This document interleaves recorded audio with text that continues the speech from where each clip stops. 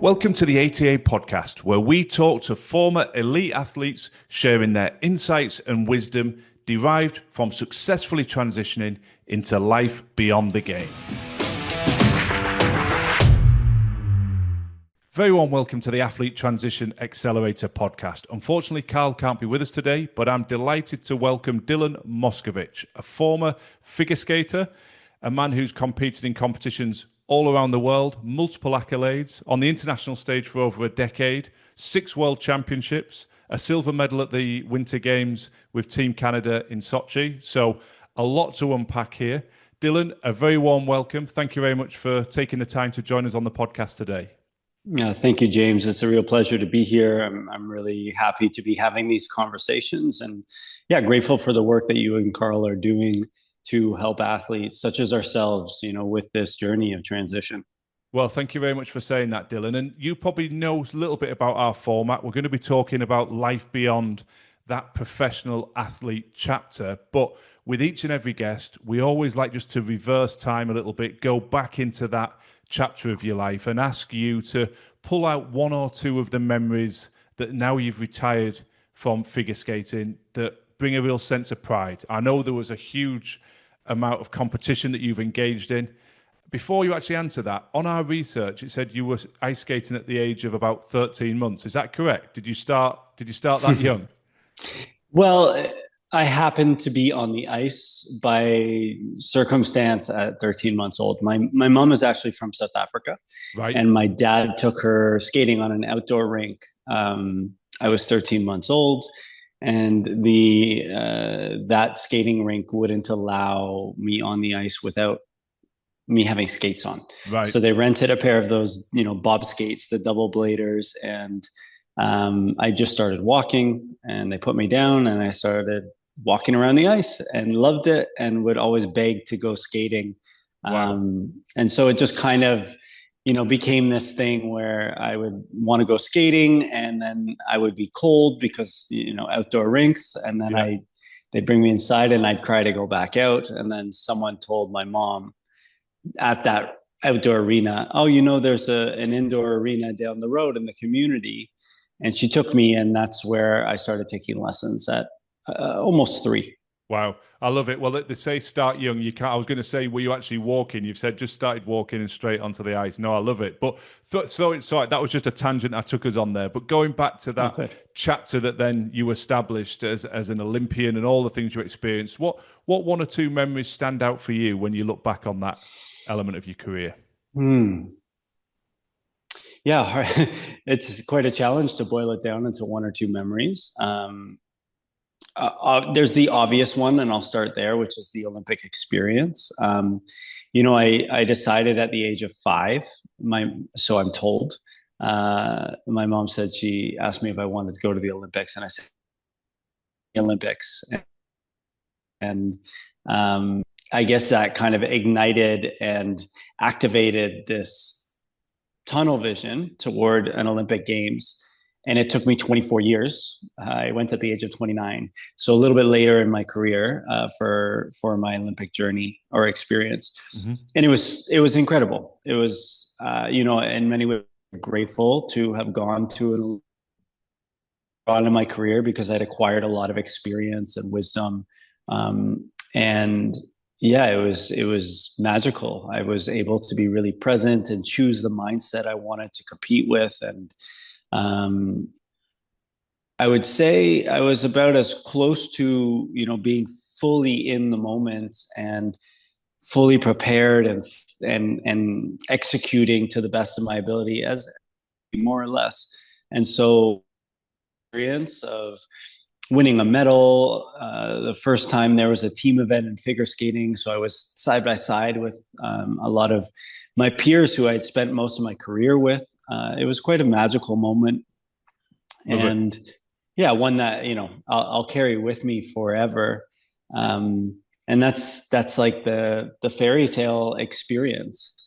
I would say the other memorable moment, which is the antithesis to that, is the heartbreak moment, which was just before the 2018 trials. I stayed 4 more years to compete at one more Olympics. And We had maybe 3 weeks before nationals, and my partner at that time had moved from Russia to skate with me. So after the 2014 games, that partnership ended, and a partner moved from Russia to skate with me. The immigration minister of Canada signed her passport document Wow. personally so we could make it to the Olympic team. We were doing quite well. Right. And a 200-pound mirror fell on my face while I was lying in a Pilates studio about to meditate, Oh, and easily could have killed me and knocked me out. I had concussion, I had a laceration on my hand, and I tried to compete at nationals 3 weeks later, concussed and with like, I don't know, 2-3 days of training, and we missed the Olympic team by one spot, and that was pretty much the end of my career. And so I share that as a memorable experience, because both of those, I would say, have equal, if not the latter has more weight as to how it's shaped me as a person and the lessons that it has given me in my trajectory post skating. wow. Wow. And that is a intense way to open up, Dylan, but really appreciate your candor on it, because that is the very epitome of both ends of the scale. To be at the top of your game, winning an Olympic medal, as you said, fully present with the right mindset, and then such a cruel situation. Now, that is obviously very unique, Dylan, the horrendous situation of a mirror falling on you, but the underlying principle of injury forcing transition is something we encounter with athletes on a daily basis, and the challenges that presents, because invariably, particularly in the contact sports where these injuries are so common, you're not stepping out on your terms, and often with a high level of frustration, a sudden loss of identity, structure, and all the things you've relied on. Yes, it's nice if you can stop, end on your terms, but it doesn't happen that often. So I want to go back to the point you just made about in terms of the lessons and what you took from that. So if you could perhaps just take us back to that moment, because I can only imagine the devastation of being in a really good place, you were doing well, you had the new partner, and then such an extreme freak accident depriving you. How did that impact you from a mental, from a psychological point of view? And what are some of the lessons that, with the benefit of hindsight, you're able to share with us and take from that huge frustration? Yeah, I mean, I think we could probably spend the whole podcast on this one moment. I I knew that this was going to be the end of my career. So it wasn't that it took me out of my career. It didn't like end my career, but it was the ending that I was Right. not hoping for or expecting. And there are a few things that I would say the gifts and the lessons continue to unfold even 7.5 years later, as I continue to reflect and unravel all the layers of that experience and all the layers of myself in that Mhm. time.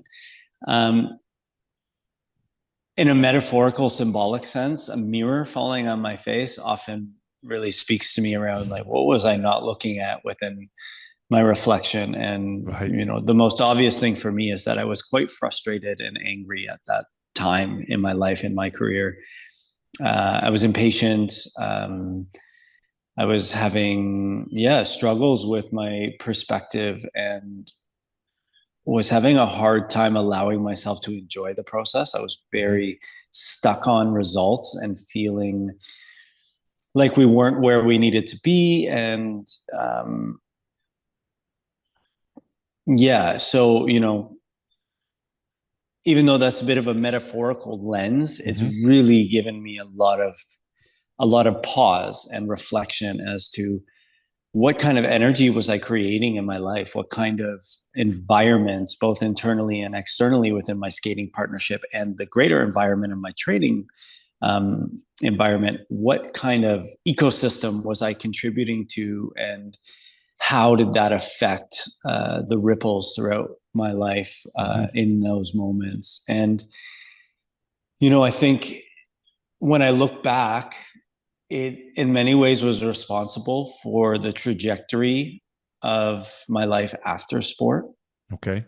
I I kind of ran in the opposite direction from figure skating and had a lot of trauma and struggle, even though I would go into the rink to coach afterwards.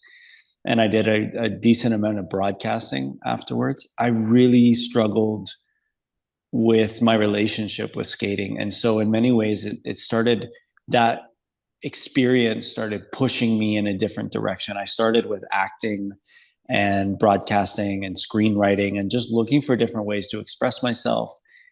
And eventually, then the massive change, which we'll get to, happened. And when I look back, that series of events, which has led me to the life I'm living now, likely would not have happened without that accident. I might still be living a figure skating life, which is not a bad thing, but I don't believe it's where I'm meant to be.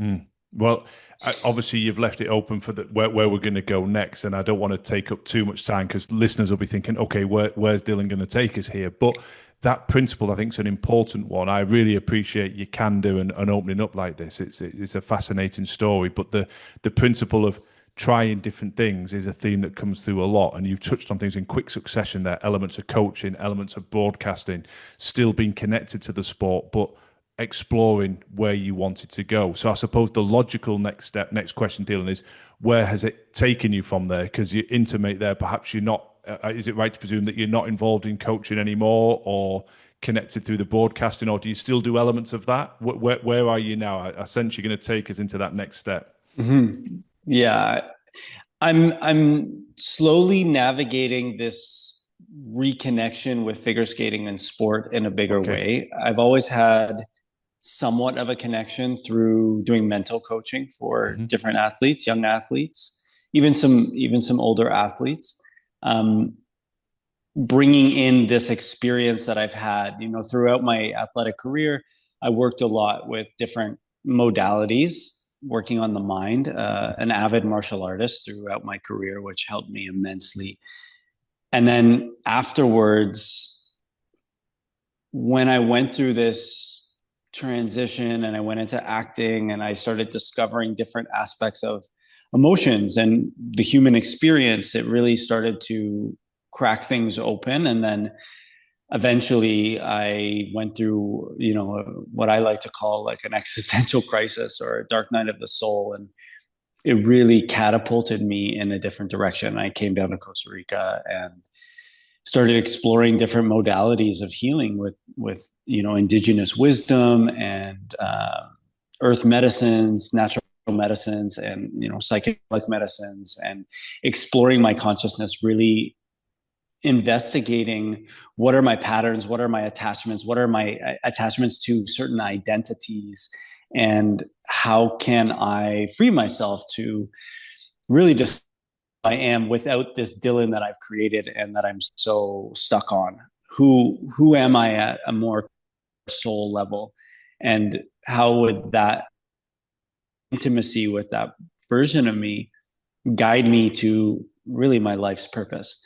And so that led me into this work of mental coaching, life coaching, and also working in the retreat setting of helping people do the same. And Right. so my wife and I support an indigenous family in the Amazon of Peru and help to bridge their culture, their ways of being, as one of the modalities that we offer. And it's been such a fascinating experience and process to reflect back on my athletic career and the transition process and witness people going through in their own way. It's really given me a lot of insight into what the athletic transitional process is all about. And it very much to me is this death and rebirth, this cocoon aspect of life, this liminal space where we get to decide what kind of seeds we want to plant onto as to how we relate to life and how we create moving forward as these versions of ourselves are being stripped away layer by layer.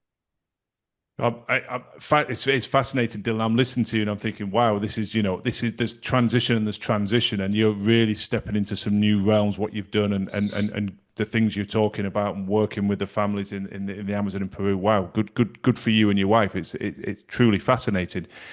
I suppose stepping Thank you. back and pulling out a conversation that comes up continually with the athletes who we talk to, both the ones that are competing and the ones that have retired or recently retired, is this loss of identity. And you've talked Mm. about some great terminology, the cocoon and coming out of that cocoon, and very structured ways of operating. Now, as very articulately opened us up with being on the ice at 13 months. What an early age for the passion, right the way through to your Olympic journey and that horrendous injury. So obviously, stating the blindingly obvious, skating was a huge part of your identity. When you talk about that dark night of the soul, was there an element of wrestling with the identity of who am I? Did that play a part in that? And because this is something that so many athletes talk about, but don't always have the courage to express that they're struggling with this. So I think Mm. any insight you can give on the transition from Dylan the skater to Dylan the man now, and how you sort of navigated through that, I think will be of real interest to people. Yeah, that's a big question, a powerful question. I think it lies at the root of what transition really is. What I've come to understand from my own experience and from witnessing people going through their own transformational processes is we have many deaths and rebirths in our lives. And these are rites of passage that are necessary for our evolution. If we look at almost every ancient culture, there was some sort of rite of passage woven into their tradition and to their belief system. The passageway from childhood to young adulthood, and from maiden into motherhood and into elderhood, into death. Even birth is a rite of passage, and there were frameworks and practices that help to initiate um, whoever is going through this passageway in a good way to really be able to transform and integrate these experiences. And so for me, this transformational process surrounding identity was akin to dying. Right. I felt it in my bones. I felt it in my gut and my heart. I would have immense anxiety, and I could feel like this peeling away of my ego. And it was immensely painful and at times very terrifying to have built up this identity and this sense of self that was completely cloaked with external validation, that my worth as a being is directly related to my actions as a human doing, Mhm. what can I accomplish, and will that make me worthy? And when we really get to the root of sport as an industry, unfortunately, it's woven into everything. And when you finish, it's like a used part. And, for 99% of us, no matter what level we reach, we're kind of just like, water in a stream. Mhm. It's gone. And the celebration and the feedback and the applause and the um, even the criticism, but like having that direct feedback every day as to how well you're doing, what you're doing right, what you're doing wrong, the structure, all of it is it's so shattering for all of that to melt away. And so for me, that sense of self and that sense of purpose and that sense of structure all dissolving was a was a very powerful and challenging experience. It's been 7.5 years since my retirement, and I'm still navigating all those layers. And mind you, I've built my life surrounding that investigative, inquiring kind of way of being. It Mm. is my work, and it is my own internal work, and I live for it because I've really tasted liberation on the other side of some of these breakthroughs. And so I've committed my life to exploring what it means to really understand and to heal and to transform those experiences into, fuel for growth, for propulsion in my life. And what I've really come to find is all of the courage, all of the resilience, all of the grit, the determination, the discipline, the perspective, the studenthood that athletes develop throughout their career is absolutely applicable to this journey of death and rebirth.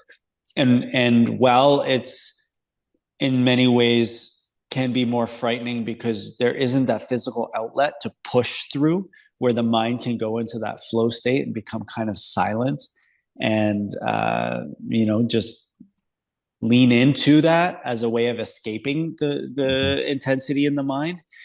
This is actually a task of surrendering and finding the courage to let go and melting into the discomfort and being with what is and surrendering and submitting to the unknown. But it is absolutely doable. And I believe it is the journey of our lifetime. I actually feel like everything I experienced as an athlete was preparing me for what was to come. Wow, well, what a wonderfully articulate sort of summary of what you're going through, and what is undoubtedly a hugely challenging process for you, for everybody listening that steps through this transition. Is it a fair assumption, Dylan, that when you talk about that space and that everything's driven by external validation, which we hear regularly, and I think you articulated that perfectly, it sounds like your purpose is very much now around helping other people. So you talked about that internal focus, that obsession with results and performance, and that narrative that was building up internally. Now you're talking about helping people with mindset. You're talking about coaching, resilience, helping people find perspective. So has that become a key part of this sort of shift, this next chapter, that your focus is now very much on helping others? You talked about retreats. You're in Costa Rica. You're helping this the family in the Amazon in Peru. So it sounds like you've gone from looking very much inward to outward. Is that a fair assessment? And has that helped ease some of the pain, I suppose, the shift of purpose and the shift of focus? Yeah, I mean, that's a great question. And I would love to pass that to you in a moment as well, to hear, your experience with that as you are also as a coach in service to helping others find their way. Yes. It's interesting. It's like the chicken or the egg, right? And I feel like in many ways being of service as a purpose has helped my healing, but I can't do it well if I'm not dedicated to my own healing. I feel like they are, like two wheels of a bicycle, and both are completely needed. I do not feel like my service of helping others find their way is relevant and even in integrity if I'm not continuously dedicated to my own continued evolution. And they're directly related. As I feel as individuals, we are constantly evolving and changing, morphing if we are committed to that way of looking at life. And so my understanding of a certain topic or a certain experience is constantly evolving. And so if I'm continually on this journey, then I have more to offer. And my approach to the way in which I work is I never want to offer someone an answer, because I don't have someone else's answers. I never could. I'm not in, maybe there's some logistical advice that can be offered, but to me, the most important thing is to be able to ground into my own inner knowing that I don't know what they need, but I may be able to help them remember that they have all their answers. And so here are some of the things that I have found in digging. Here are some digging techniques. Yeah. Here are some supportive tools when you're going through some intensity. Here are some supportive tools and supportive tools to help integrate some of the blissful expansions that happen when we go through healing moments. So I'm a constant student And that to me is directly related to the way in which I show up for others. But that being of service as a purpose has immensely supported my own journey as well. Yeah, And I would love to yeah. hear, for you with your Yeah, no, it's a good. You transition. flip the tables on me, Dylan. No, I mean it's a fair challenge, and I think philosophically we're very aligned in that. Obviously, prior to forming ATA, Carl and I had our own backgrounds. We both played in professional rugby, and that was an experience that we both cherished. We both had our transition out of rugby. I moved into the sports administration sector and ended up being a chief executive of two different sporting franchises. Now, as with every chapter of your career, that came with some wonderful highs, some fabulous memories, and some really dark periods. Sport can be very intense when things are going well. It can be galvanizing, bring out the best in society. And when it's not going well, it can be pretty challenging, and they can bring out some of the worst elements of society. And leadership within organizations are always, there to be shot at. And so you have to navigate through all of that. So at times, hugely challenging, but with the benefit of perspective, I believe that's made me a better coach and mentor. So I was listening to your answer intently there, and that notion of the answers being within, that's very much aligned with my coaching philosophies. You're helping people to take the time to reflect, to find the clarity that's already there. But I also think there's an element where I put my sort of mentor hat on, and you bring out practical experiences, practical chapters to offer perspective. This is what I experienced, or indeed what other people I have worked with have experienced, and here are some of the takeaways. So I think with the benefit of hindsight, I always believe that things happen for a reason. And I think that you can draw upon those chapters, particularly if you move into a space that you and I are very similar in this, that you're trying to serve other people, you're trying to help. But not everybody listening is going to say, oh, I want to help people with mindset or resilience or coaching or mentoring. But the good and the bad experiences within your sporting chapter can give you tools, insights, perspectives that can help you transition into that next chapter. So I think we're very much aligned. I think I would look back now and say, at the time, I didn't really enjoy some of those more difficult chapters. I felt resentful that I was in them. But then I look back now and I'm grateful for them. And that might sound a bit perverse because they taught me things and they opened my eyes and they put me on the right route, such as developing ATA. These things happen at a time and a place to allow you to really appreciate and embrace them. So I just want to go back to one of the things you said about helping people with techniques, digging techniques or tools, because obviously what you've gone through has been very transformative. It's very different. You've really explored a whole raft of different modalities and things as you've discussed there to help the transition. But somebody who's perhaps very much at the start of that journey, Dylan, somebody who's recently retired, they're struggling with that sudden loss of structure. They're in that painful process that you described where they're trying to peel back the layers. What's one or two bits of advice, a tool that you could suggest, say, try this, do this? I don't want to put words in your mouth, but I'm listening to some of the things you've said. I'm interested in your answer to that, and then I want to just throw another suggestion at you.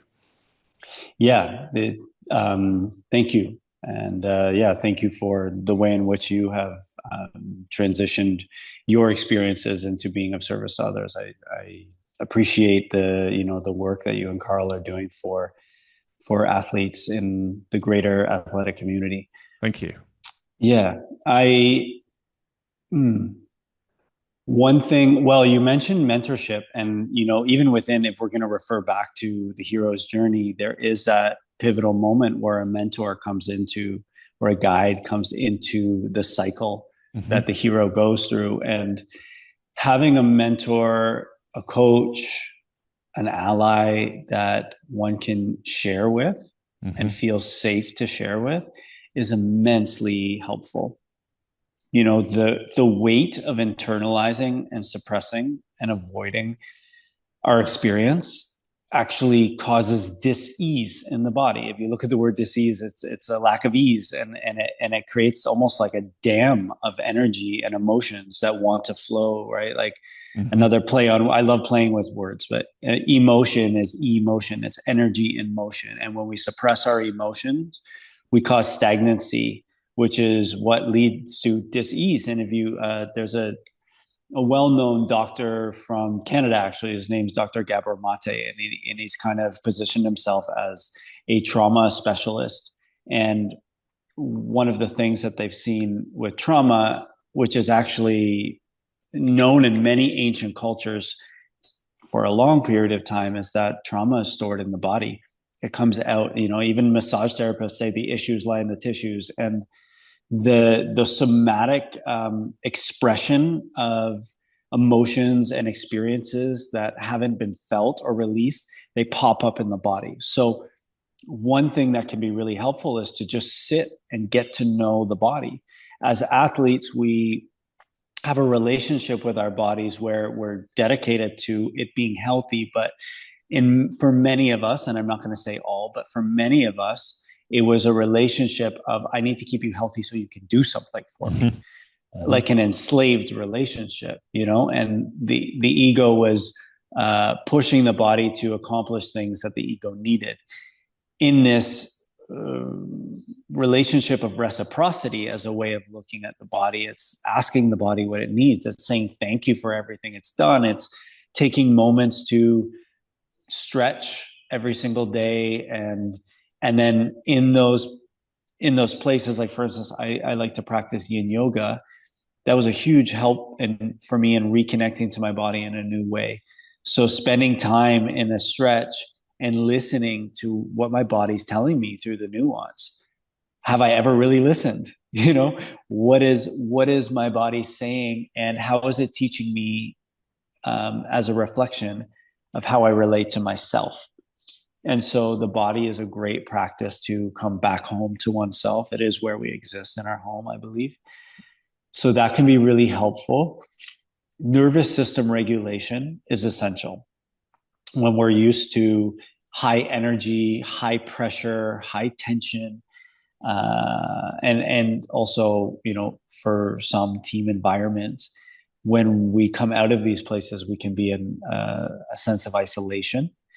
And when we're going through a really challenging, transformational period of our lives, our nervous system can feel dysregulated.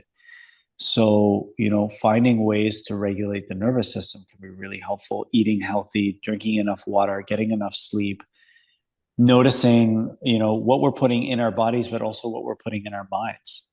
Are we doom scrolling on social media? Are we inputting just stressful content? Sound healing has been shown to, immensely help the regulation of the nervous system. And even on a cellular level, it can be as simple as finding on Spotify or YouTube healing frequencies. They've been, shown to help. They play them in spas for a reason. Yeah. So, just what is the environment of the home feel like? Am I creating a safe space within, especially if I'm going to be doing some inward thinking?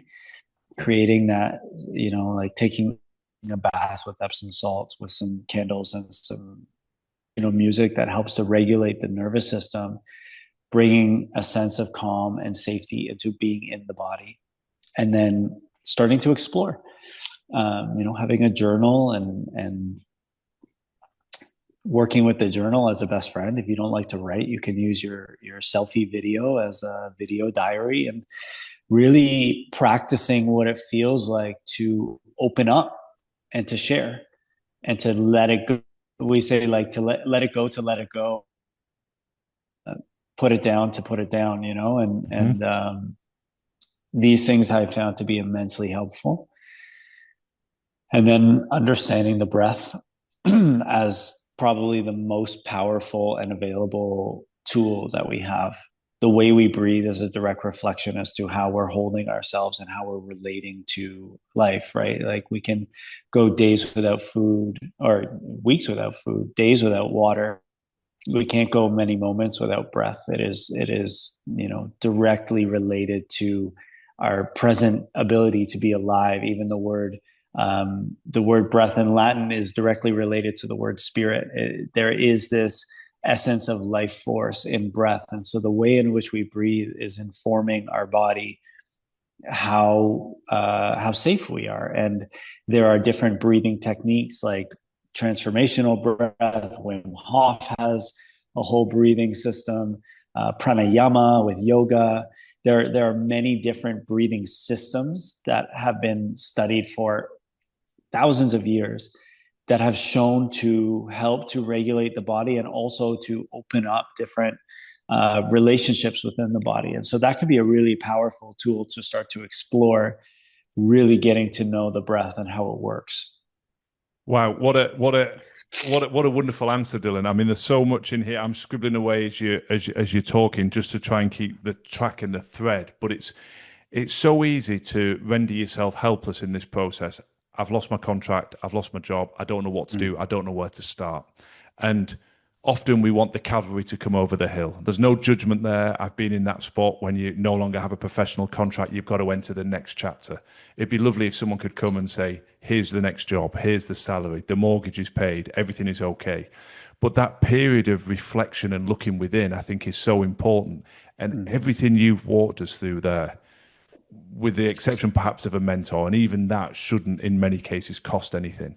It's within our gift. All of these areas can be explored, and what I love about it is it's very authentic. It's things that you obviously care passionately about. You can sense that in every word that you take. But anybody listening think, well, a mentor, where could I seek advice? Who could I connect with? Who could I discuss and share the problem and brainstorm? They are everywhere, and we talk about this a lot with clients, Dylan, because people come to us and they say, they'll say, and there's all these perceived answers. And I would advise, just go and ask. Just go and ask. When you approach someone and say, I admire or respect you for these reasons, could I ask your advice or seek your guidance? Very few people will be offended by that question. And 9 times out of 10, people will say, well, thank you for the compliment. And yes, I'm happy to answer your question. So that's a great one. I think talking about viewing the body almost in that enslaved capacity is a wonderful analogy of how athletes have flogged themselves to get that performance, but looking at it from a different perspective. And we see a lot of people struggling because they've gone from that forced, I'm doing this to my body, to perhaps not taking care of the body. And that becomes an inherent frustration because they're no longer in shape, but they don't necessarily want to be throwing weights around and colliding with other human beings. And there's different ways to look after your body. So this experiencing of the stretching and potentially yoga and things is interesting.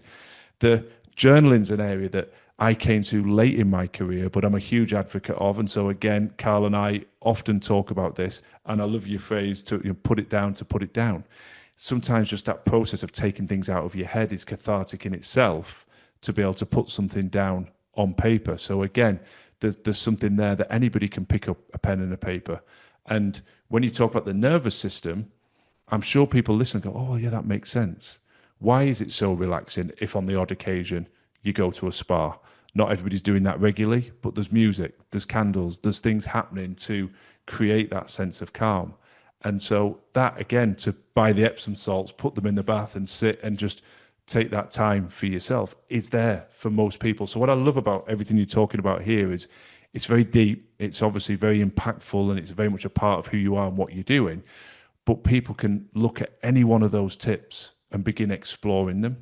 And I think one of the powerful messages we always try and share is there is no one size fits all. Just as athletes are coming from different disciplines, different training regimes, different ways of being in their sport and arena, so they will find a different route through their transition. And there is no one perfect route, but be open-minded, be willing to try things.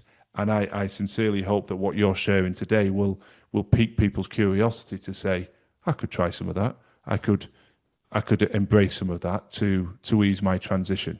And obviously, when you go back to that traumatic moment, Dylan, probably these things weren't all at the front of your consciousness immediately. I don't imagine you stepped from that moment, missed the Olympic selection in 2018, and immediately was able to say, I'm going to do all of these things. It's taken you, as you say, 7 years plus of reflection, hasn't it, to be able to give such a profound and impactful answer?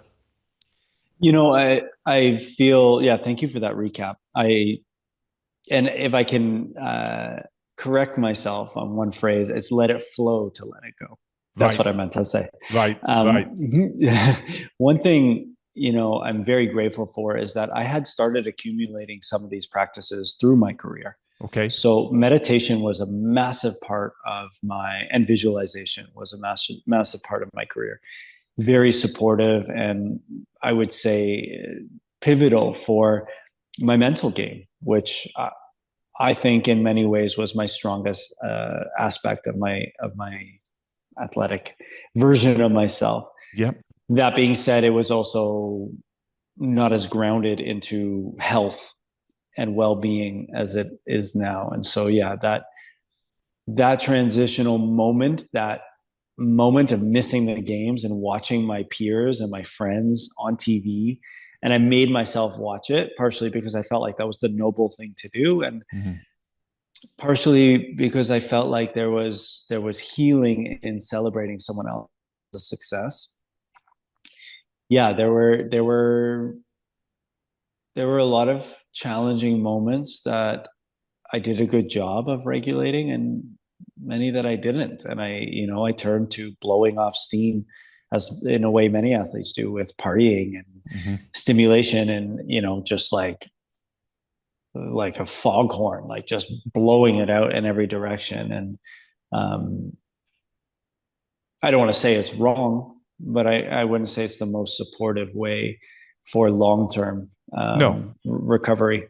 but this is the benefit of there's that phrase, we're all geniuses in hindsight. You have to Right. walk along that path. You look back and go, why did I do that? Why did I not do that? Which probably is a good time. And I'm interested to see, because you've given us so much great advice already, Dylan. But we ask every guest that comes on the podcast a do and a don't in terms of looking back at your journey, and many people are still in their sporting chapters, so they're tapping into that benefit of hindsight. Yeah. That when you say, look, if I was to pull out one thing that I would say, do this, because I believe it will make your transition out of your sporting chapter into the next chapter, whatever that may be, easier. And if I could give you one thing to don't do this for the same reasons, to make that transition easier. What things come to mind in terms of answering that question, Dylan? Yeah, two things come to mind. First, do get to know yourself outside of who you think you are as an athlete on purpose, and do it while you're still competing. Mm-hmm. Really take the time to even ask yourself, what if it all ended right now? Who would I be? And start to explore that. I really see that the more holistic and well-rounded relationship we have with ourselves only improves our performance, because the weight and pressure that we put on it, the result needing to happen a certain way, is actually constricting. Mm-hmm. And our greatest performance comes from freedom. And freedom comes from this place of, I don't need this to happen. I'm already full and whole with who I am. Mm-hmm. But I'm going to give it my all because it's an act of devotion, an act of love. And if you look at what I believe, like gifting, the purest form of gifting or giving or loving, is to give without an expectation of return. And so if we can give ourselves to our sport from that place, because we've done the work of healing our relationship with ourselves and really getting to know who we are as beings and feeling excited for the next, while knowing that right now that you're still in it is so immensely beautiful too, it changes everything. It changes the whole perspective, and it changes the whole relationship to presence, which is where our greatest potential lies. So that would be what I would offer those, especially still competing and even in the transitional phase. Embrace the challenge of that death and rebirth, and as best as one can, find gratitude and find beauty even in the darkest and hardest moments. Because as you said, hindsight's 2020, you'll be grateful for it later. It is forming us.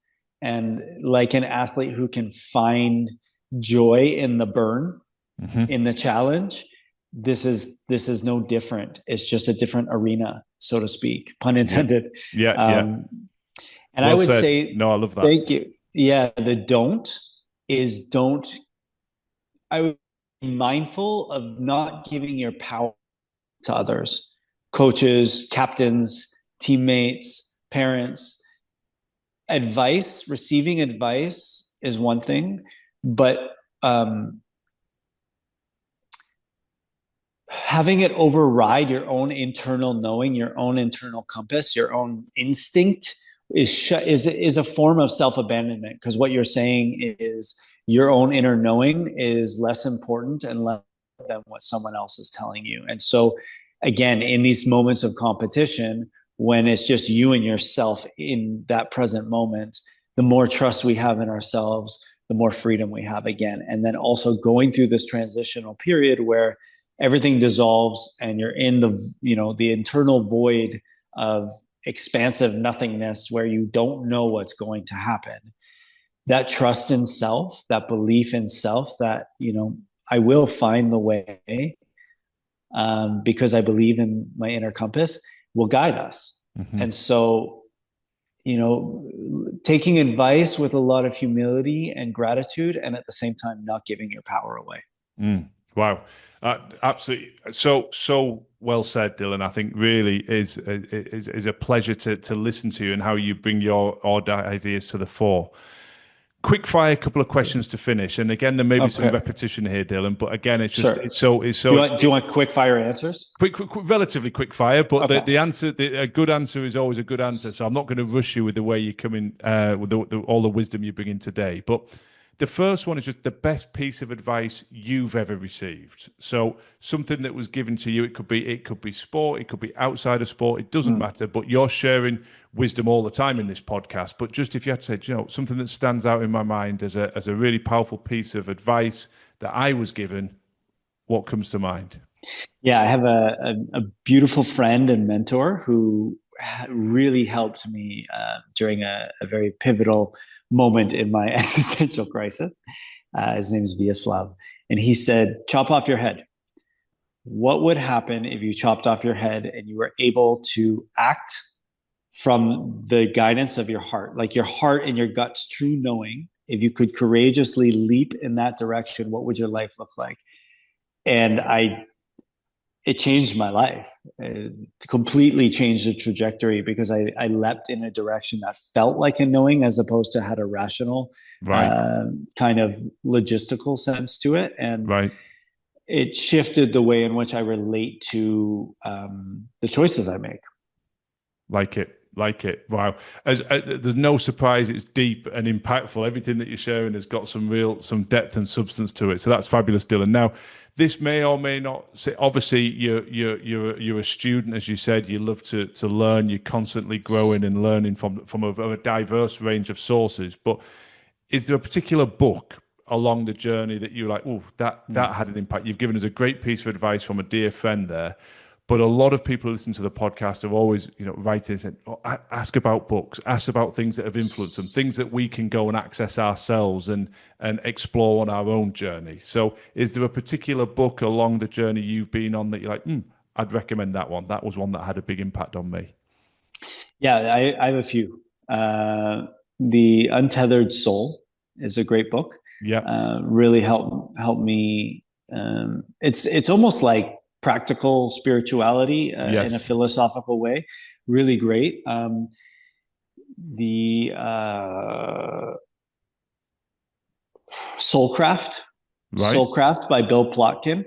Really great book that talks about rite of passage, that talks about this evolutionary moment of transition.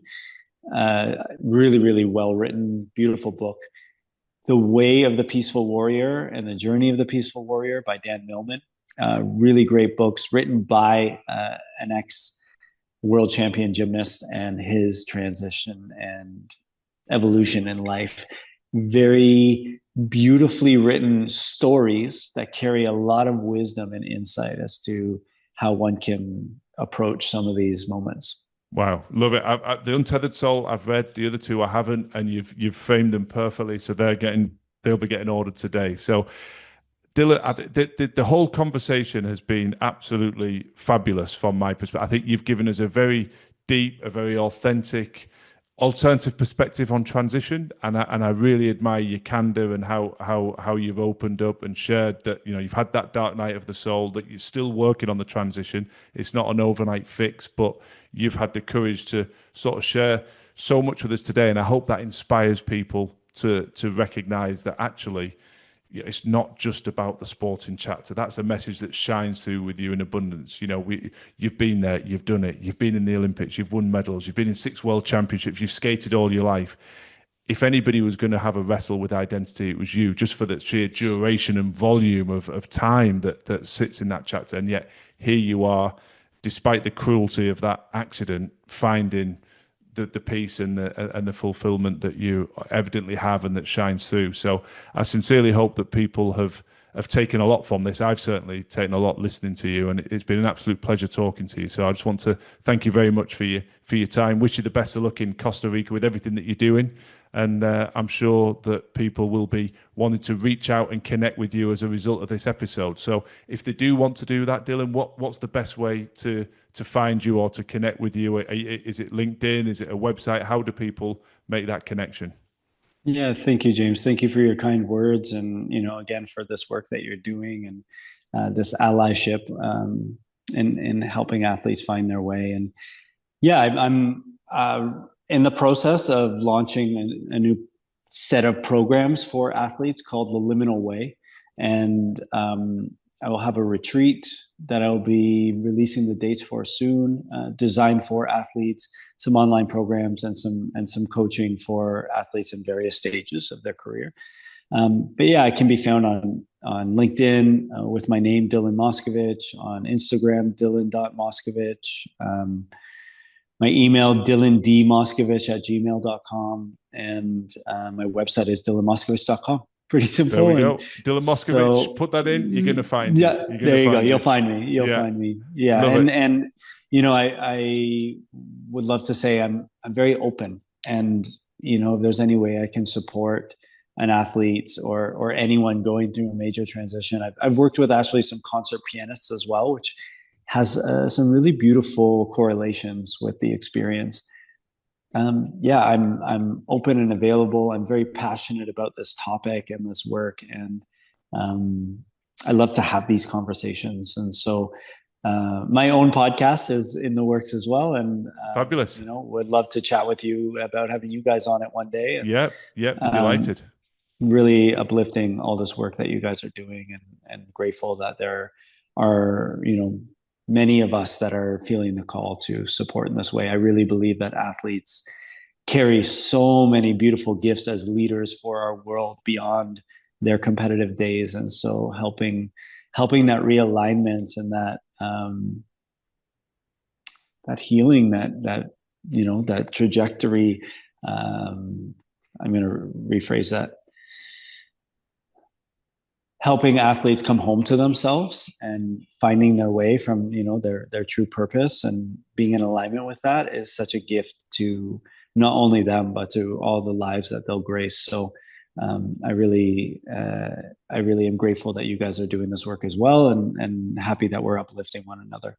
Yeah, well said, Dylan. It's been a pleasure, and I think you've given people a gift in everything that you've shared today. I'm sure there'll be plenty of people reaching out and connecting with you, and we look forward to building and continuing that relationship. So thanks again. Thank you. Thanks for joining us this week on our ATA podcast. If you found this conversation insightful and it resonates with your journey, please subscribe, follow the show, and stay connected with us for more insights, resources, and information on how we at ATA are supporting your preparation for life beyond the game.